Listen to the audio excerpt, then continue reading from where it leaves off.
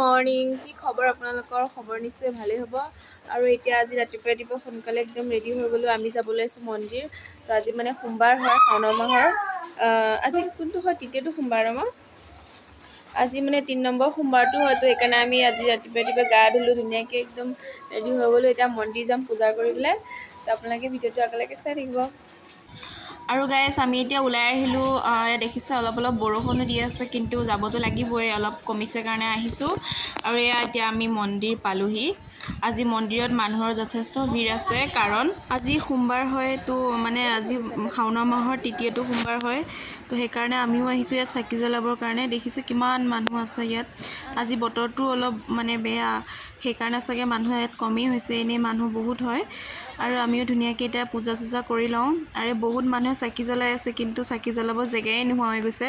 তো আমিও ধুনীয়াকৈ চাকি তাকি জ্বলাই ল'লোঁ। ইমানকৈ ভিডিঅ' কৰিব নোৱাৰিলেও, ভিৰ আছে কাৰণে। ভগৱানৰ ওচৰত, শিৱ ভগৱানৰ ওচৰত ধুনীয়াকৈ চাকি জ্বলাই ল'লোঁ। এতিয়া যাম মেইন য'ত শিৱলিংটো আছে, তাত যাম আমি। তাত গৈ পেলাই জল চৰাম আৰু ফুল দিম।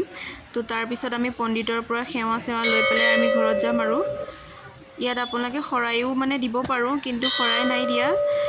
যেতিয়া লাষ্টৰ সোমবাৰকেইটা হ'ব শাওণ মাহৰ, সেই লাষ্টৰ সোমবাৰটোত আমি যেতিয়া ব্ৰত ভাঙিম, তেতিয়া আমি ইয়াত শৰাই দিম।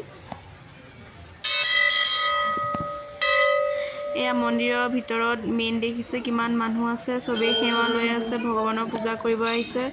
আমিও আহিছোঁ আজি সোমবাৰ বুলি সেৱা পূজা কৰিবলৈ।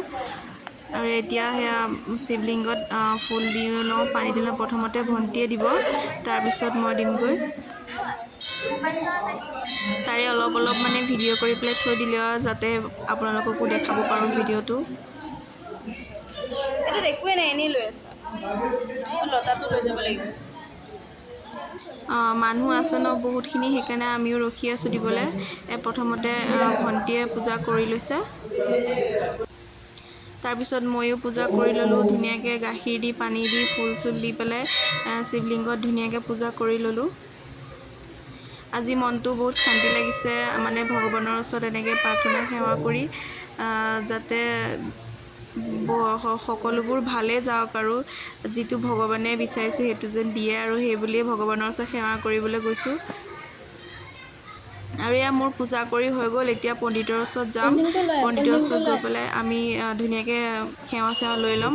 লোৱাৰ পাছত ভণ্টিও দোল চোল বান্ধিলে হাতত, ময়ো এডাল পণ্ডিত ভকতৰ পৰা ধুনীয়াকৈ দোল চোল বান্ধি ল'লোঁ, পদ্ম ল'লোঁ। আৰু সেৱা চেৱা কৰি আমি যামগৈ আৰু ঘৰত। আৰু ময়ো ধুনীয়াকৈ বান্ধি লৈছোঁ হাতত। তোৰ নাম তো ডলি দাস।